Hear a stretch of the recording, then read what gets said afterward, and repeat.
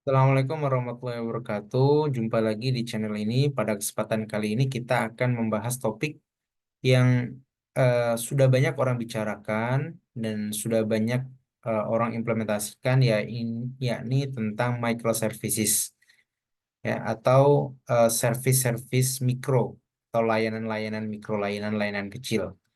Ya, microservices ini merupakan arsitektur server, ya, yang banyak orang eh, pakai, banyak orang apply. Ya, kita akan belajar microservice itu seperti apa, kemudian studi kasusnya bagaimana, dan kita akan mungkin coba eh, implementasi sederhana sehingga bisa teman-teman bayangkan microservice itu seperti apa. Tentu kita akan membuat simulasi yang sederhana saja, tidak akan sangat kompleks seperti pada implementasi yang sebenarnya. Nah, tapi sebelum itu, sebelum kita bicara tentang microservice, kita akan sedikit melihat dari ilustrasi ini. Jadi, sebelum kita bicara tentang microservices, ada konsep disebut namanya adalah SOA atau Service Oriented Architecture, gitu, atau arsitektur basis service. Ya, kemudian sebelumnya ada konsep yang atau arsitektur yang disebut dengan namanya adalah monolitik. Nah, kita akan sedikit melihat eh, perbedaannya gitu ya dari sebuah gambar, ya. Gambar ini adalah gambar pertama, ini gambar kedua, kemudian ini adalah gambar yang ketiga. Di mana gambar pertama atau ilustrasi pertama di sini eh, ada spaghetti di sini, ya, spaghetti atau mie gitu ya. Di mana spaghetti ini kalau teman-teman lihat itu banyak komponen, ya. Komponen itu divisualkan dalam bentuk ininya, ya, apa ya, mie-nya itu, ya, apa tuh namanya, eh ininya, ya, komponen-komponennya, ya. Jadi ada banyak sekali, ya, bentuk mie yang panjang-panjang ini banyak sekali saling terhubung gitu ya. Jadi ketika kita ingin eh, mengambil satu bagian, ya, misal kita ingin makan gitu ya, maka bagian yang lain, komponen yang lain juga eh, secara secara langsung akan ikut eh, terdampak gitu ya, akan ikut terdampak. Jika kita mengambil satu sudah menggunakan sumpit, maka komponen yang lain atau mimi yang lain itu dia akan ikut tertarik gitu ya, atau berubah posisinya atau seperti apa. Sehingga eh, konsep spaghetti ini itu adalah tie coupling gitu ya. Jadi ada kedekatan yang sangat erat gitu ya, ada kebergantungan yang sangat erat. Artinya saat kita mengambil suatu bagian, maka bagian lain kemungkinan akan ketarik gitu ya. Ini adalah konsep dari monolitik, ya. Jadi monolitik itu adalah arsitektur server yang mana saat kita ingin eh, menggunakan suatu layanan, bisa jadi layanan yang lain sangat sangat terdampak gitu. Nah, kemudian pada tahun 2000-an ada istilah namanya adalah service eh, oriented gitu ya. Service oriented architecture gitu ya. Jadi dia lebih loser gitu ya. Jadi lebih lebih fleksibel, lebih bebas gitu ya. Kalau teman-teman lihat di sini ada ilustrasi pizza gitu ya, pizza atau martabak dan sejenisnya gitu ya. Nah, itu eh kita melihat bahwa dia lebih fleksibel gitu ya. Lebih fleksibel saat misal kita mengambil satu bagian, tetapi dalam bagian tadi ada koordinasi gitu ya. Jadi misal kita punya pizza yang ukurannya adalah eh, bulat gitu ya, umumnya bulat gitu ya. Kemudian kita ingin mengambil bagian-bagian tertentu, itu lebih fleksibel dibandingkan eh, tadi spaghetti gitu. Jadi kita lebih mudah gitu ya untuk eh, mengambil bagian ini, tetapi tetap butuh koordinasi. Ya, jadi kalau teman-teman melihat mungkin di bagian bawah itu harus tetap berkoordinasi, coordinated ya dengan yang lain. Nah, jadi desainnya itu tadi harus sesuai dengan eh, komponen yang lain, departemen yang lain, masih ada koordinasi yang terikat gitu ya, walaupun tidak seketat monolitik yang tadi, yang pada ilustrasi eh, pada ilustrasi spaghetti tadi. Kemudian muncul konsep namanya adalah microservices ya, microservice. Jadi dia benar-benar terpisah gitu ya. Dia tidak tidak ada keterkaitan sama sekali. Idealnya memang tidak punya keterkaitan. Ini digambarkan dengan apa ya, cupcake gitu ya, kue dan apa ya sejenisnya gitu ya, yang mana masing-masing ini itu merupakan elemen yang tidak bergantung pada elemen yang lain atau layanan yang lain di sini ya. Jadi kalau teman-teman melihat benar-benar kalau misal kita ingin ngambil ini ya sebenarnya tidak akan berpengaruh sama yang lainnya gitu ya. Kalau kita ngambil yang ini itu juga tidak akan berpengaruh sama yang lain. Kita bisa menambah gitu ya, mengurangi dan sebagainya. Ada kue yang baru gitu ya, es krim yang baru ya, itu kemudian kita butuh koordinasi dan sebagainya, itu sangat sangat fleksibel dibandingkan dengan dua arsitektur sebelumnya atau dua dua gambar sebelumnya, dua jenis makanan sebelumnya. Jadi teman-teman bisa bayangkan microservices itu adalah layanan-layanan yang benar-benar berdiri sendiri, yang independen dan layanan itu kecil tapi tetap bisa koordinasi satu dengan yang lain. Nah, itu adalah ilustrasi microservices ya. Sebelum sebelum microservices ada istilah namanya adalah traditional service oriented architecture ya. Kemudian sebelumnya lagi ada namanya monolithic. Secara kalau kita bicara secara uh, definisi ya, secara pengertian, kalau kita bicara aplikasi monolitik ya mungkin sebagian besar saat kita atau mungkin hampir semua aplikasi ya pada awalnya adalah menggunakan arsitektur monolitik gitu ya. Nah, monolitik itu apa? Monolitik itu adalah aplikasi yang dibuat sebagai satu kesatuan. Jadi kalau kita misal mau membuat eh, aplikasi ya, aplikasi misal aplikasi web, umumnya kita butuh namanya adalah eh, back end gitu ya, back end atau istilahnya adalah bisnis logiknya ya, bisnis logiknya. Jadi ini kita kita bisa katakan ini adalah back end gitu, logiknya. Jadi kalau misal kita mau login tentu ada logiknya. Kalau login berarti ada username password, kita harus cek gitu ya. Kalau benar, maka dia diarahkan kemana gitu. Kemudian kalau kita mau masuk menu apa gitu ya. Kemudian ada isi form, submit dan sebagainya. Ada bisnis logic di sana. Ya aplikasi itu pasti ada logiknya gitu ya. Atau bisnis logiknya. Ada proses bisnisnya itu bagaimana sih sebenarnya dalam suatu aplikasi tadi. Nah, tentu dia butuh database ya. Dia butuh database ya. Dia butuh akses ke database dan dia perlu memvisualkan atau menyajikan itu ke dalam halaman UI ya, dalam halaman interface ya, user interface ya. Jadi ada front end-nya di sini ya, front end-nya di sini. Jadi secara umum aplikasi itu ya seperti ini. Ada back end, ada front end, ada database-nya gitu ya. Akses data akses layer-nya. Nah, saat kita membangun aplikasi monolitik adalah aplikasi ini eh, menggabungkan semuanya dalam satu tempat gitu. Jadi ya backend-nya, front end-nya, database-nya dalam satu tempat ya, dalam satu server gitu ya, dalam satu server. Jadi kalau kita bangun aplikasi itu kan biasanya ya kita jalankan itu satu tempat ya. Jadi itu konsep sebenarnya adalah monolitik ya, arsitektur monolitik. Nah, umumnya arsitektur monolitik atau monolit ini digunakan untuk proyek aplikasi yang berskala kecil. Jadi kalau kita ngomong aplikasi yang kecil, ya aplikasi yang ya mungkin cuma menghandle puluhan, ratusan, ribuan itu mungkin cukup menggunakan pendekatan ini, yang mana dia akan lebih efisien gitu. Nah,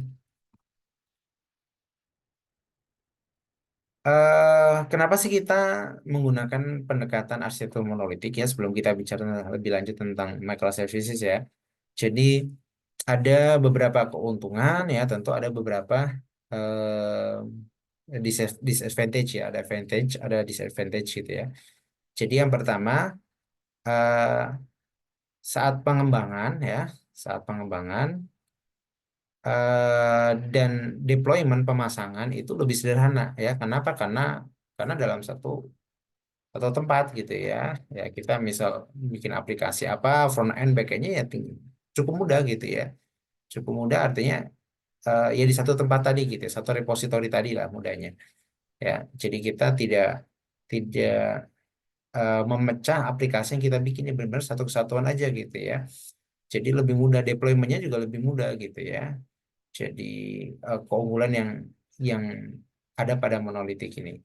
Ya, kemudian kinerja lebih baik ya, lebih cepat saat kita punya aplikasi yang kecil ya. Aplikasi yang kecil tadi, aplikasi yang menghandle user yang tidak terlalu besar gitu ya, itu akan lebih cepat gitu. Karena tadi ya berada dalam satu kesatuan yang mana itu tidak perlu me- apa ya, melakukan koordinasi dengan banyak layanan yang lain ya seperti tadi contohnya microservice gitu ya itu benar-benar aplikasi-aplikasi yang terpisah mereka harus komunikasi koordinasi dan sebagainya kalau di sini dia benar-benar cuma satu ada kesatuan aplikasinya jadi akan lebih cepat gitu ya akan lebih cepat tidak susah dalam pengembangannya deploymentnya tidak rumit dan sebagainya tetapi seiring waktu ya akan menjadi rumit ya seiring waktu akan jadi rumit karena aplikasi itu umumnya akan berkembang. Ya, misal teman-teman lihat aplikasi-aplikasi yang besar sekarang gitu ya, misal Gojek, Traveloka dan sebagainya itu dua aplikasi yang kecil-kecil ya. Ya pasti dari aplikasi yang sederhana ya untuk kebutuhan proses bisnis mereka, tapi pada suatu waktu dia akan berkembang gitu ya, berkembang jumlah employee-nya bertambah, kemudian jumlah penggunanya membesar dan sebagainya, sehingga aplikasi itu menjadi kompleks, lebih rumit dan sebagainya. Nah, kalau kita menggunakan pendekatan monolitik, yaitu kodenya tentu akan jadi rumit ya seiring berjalannya waktu. Kemudian eh, disadvantage yang lain adalah susah mengadopsi teknologi yang baru. Kenapa? Karena saat kita membangun aplikasi dengan suatu stack tertentu, misal kita menggunakan bahasa pemrograman tertentu, misal menggunakan PHP gitu ya dengan database apa gitu ya, MySQL database atau apa. Ketika kita ingin mengadopsi teknologi yang baru, kita harus benar-benar mengganti semuanya gitu dan itu memang butuh proses yang lama, yang panjang gitu ya, dan mahal gitu. Jadi sulit gitu ya, sulit mengadopsi teknologi baru. Tentu bisa, tapi tadi eh, ya kita harus merubah semuanya gitu ya, atau mungkin melakukan perubahan bertahap.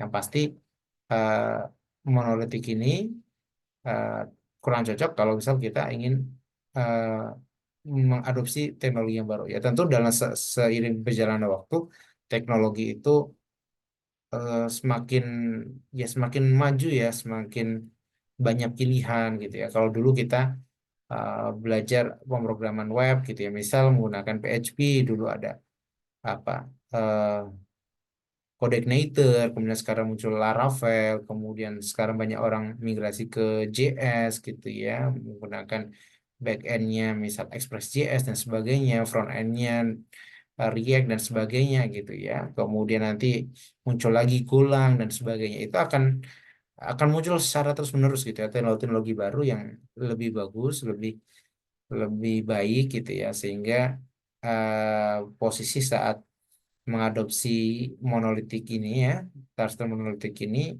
eh, akan cukup susah gitu, akan cukup sulit. Jadi tidak tidak mudah untuk bisa shifting ke teknologi yang lain. Nah, kemudian ketika melakukan pembaruan yang kecil ya, misal saat kita punya fitur baru gitu ya, atau mungkin kita ingin eh, front end-nya ada perubahan atau apa gitu ya.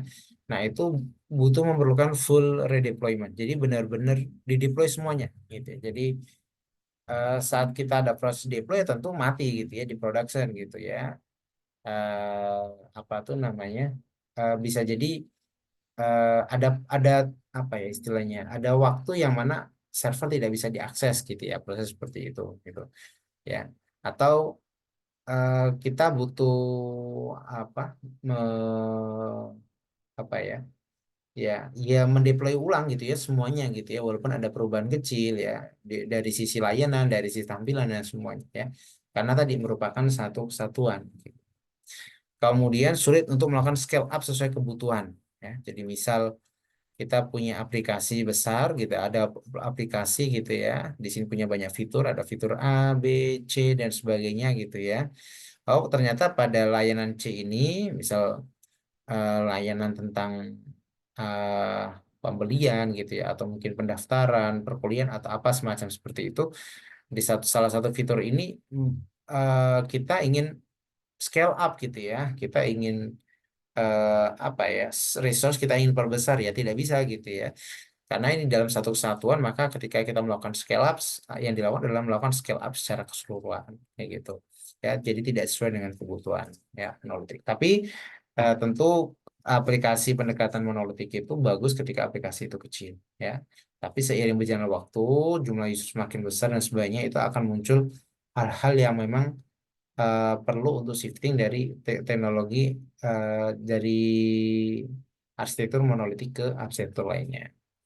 Nah, kurang lebih seperti itu ya. Nah, sekarang kita akan masuk ke microservice. Jadi microservice adalah perangkat lunak di mana aplikasi dibangun sebagai kumpulan layanan kecil, independen dan terpisah dan berjalan secara mandiri. Jadi kalau kita bicara tentang microservice, itu aplikasi yang besar tadi itu, yang nanti pada akhirnya aplikasi itu menjadi besar, itu akan dipecah menjadi layanan yang kecil-kecil.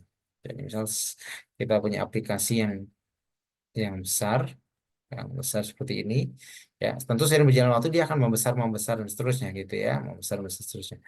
Nah, kalau kita menggunakan pendekatan microservices ya, maka dia akan memecah menjadi aplikasi-aplikasi yang kecil gitu, layanan yang kecil. Ya, jadi setiap aplikasi itu punya ininya sendiri-sendiri gitu ya, punya punya stacknya sendiri-sendiri ya. Misal dia menggunakan bahasa JS gitu ya dengan database misal MongoDB.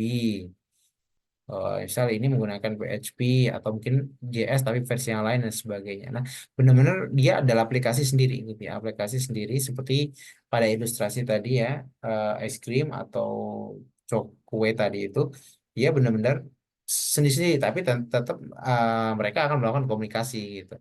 Tetapi ketika misal ada suatu hal yang mana itu dia satu layanan itu tidak bisa diakses, layanan tetap bisa berjalan gitu. Beda dengan pendekatan monolitik tadi. Jadi ketika satu ada masalah, maka semua akan berdampak. Nah, itu mungkin kalau teman-teman bayangkan kalau misal eh, teman-teman buka aplikasi yang besar sekali berat gitu ya, misal kayak layanan editing gitu ya, melakukan rendering atau apa main game dan sebagainya, dan itu berat, maka akan berdampak secara keseluruhan pada performance laptop. Nah, kalau pada microservice ini itu kita benar-benar memecah ya menjadi layanan yang kecil, independen gitu ya, dan berjalan secara terpisahkan diri. Setiap layanan memiliki cakupan fungsional yang jelas dan dapat dikembangkan, dikelola, dan diperbarui secara terpisah dari layanan lainnya. Jadi kita bisa masing-masing ini punya tim sendiri gitu ya, bisa mengembangkan aplikasinya gitu ya. Dengan aplikasinya masing-masing gitu ya. Ingin mengadopsi teknologi baru akan lebih jauh lebih mudah ya, karena hanya pada layanan tersebut. Eh, Sehingga lebih lebih fleksibel ketika ingin melakukan di deploy gitu ya, ada pemasangan maka ya hanya pada layanan tertentu saja. Nah, apakah microservice lebih bagus daripada monolitik ya? Tentu tidak gitu ya, tergantung studi kasusnya. Kalau kita bicara aplikasi yang kecil tentu akan lebih lebih mudah gitu ya saat kita mengimplementasikan arsitektur monolitik gitu ya, dengan kemudahannya tadi untuk aplikasi yang kecil ya. Kalau aplikasi kecil kita pecah menjadi layanan kecil itu akan malah memperumit, memperkompleks gitu ya. Jadi saat kita mempunyai aplikasi yang tadi ya, yang yang besar sekali dan kita ingin kemudahan dalam pengembangannya, adopsi teknologi baru, kemudian layanan itu independen dan sebagainya, kita bisa shifting ya dari arsitektur monolitik ke microservices. Nah, pada umumnya aplikasi-aplikasi besar saat ini yang memanfaatkan microservice ya pada dulunya adalah aplikasi menggunakan monolitik tadi. Ya. Nah, ini misal kelebihan, kekurangan hampir sama seperti yang eh, kita bahas baru saja kita bahas, misal mulai dikembangkan, diuji, dideploy gitu ya, dapat dikembangkan secara independen, cepat dan sebagainya. Tapi tentu ada isu-isu yang perlu ditangani gitu seperti jaringan gitu karena aplikasi ini tentu butuh koordinasi ya. Kalau koordinasinya hanya dalam satu tempat, satu server itu akan jauh lebih mudah dibandingkan dengan terpisah di banyak tempat ya, di banyak layanan tadi. Tentu ada isu keamanan juga karena kita membagi-bagi ke banyak aplikasi kecil gitu. Nah, Kurang lebih seperti ini ya. Jadi kita bisa melihat di sini adalah ilustrasi dari monolitik ya. Kemudian di sini adalah microservices ya. Jadi kalau kita bicara tentang eh, monolitik ya tentu antara bisnis logic, data access, kemudian UI-nya ya semuanya dalam satu tempat gitu ya. Satu satu server ya mudahnya ya. Tapi kalau kita bicara tentang microservices ya, kita benar-benar memisah-misah gitu ya aplikasi tadi. Ya, ya, ya bisa mungkin dalam satu server bisa jadi di server yang berbeda gitu ya. Karena server sekarang kan ya bisa virtual juga tidak harus server fisik gitu. Jadi kita di sini punya aplikasi-aplikasi layanan-layanan kecil gitu ya, microservice ya microservice ya layanan kecil ya kalau digabung jadinya microservices gitu, layanan-layanan yang kecil yang punya stacknya sendiri-sendiri ya, dia punya stack sendiri, punya stack sendiri, punya stack sendiri. Ya memang pada akhirnya dia akan menampilkan dalam satu interface atau satu tempat ya. Jadi, tapi dia punya layanan-layanan sendiri-sendiri ya. Jadi, kalau di aplikasi besar, misal, eh, saya pernah kunjungan ke Blibli gitu ya.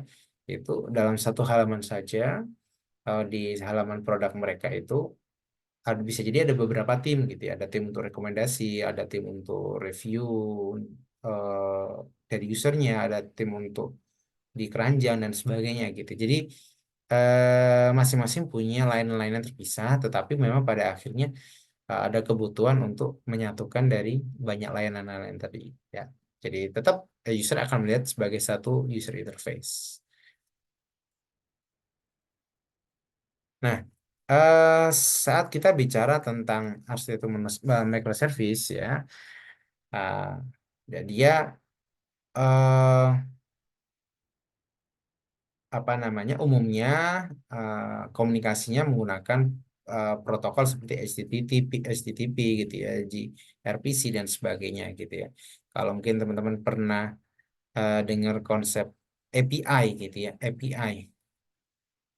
Application Programming Interface ya. Application Programming Interface itu adalah merupakan sebuah standar komunikasi antar satu device dengan device yang lain atau satu aplikasi dengan aplikasi yang lain gitu ya, menggunakan eh, protokol HTTP. Nah, ini adalah salah satu standar yang banyak orang pakai saat kita mengadopsi microservice ya. Tidak selalu itu, tapi banyak orang yang saat ini salah satu yang populer dipakai gitu ya.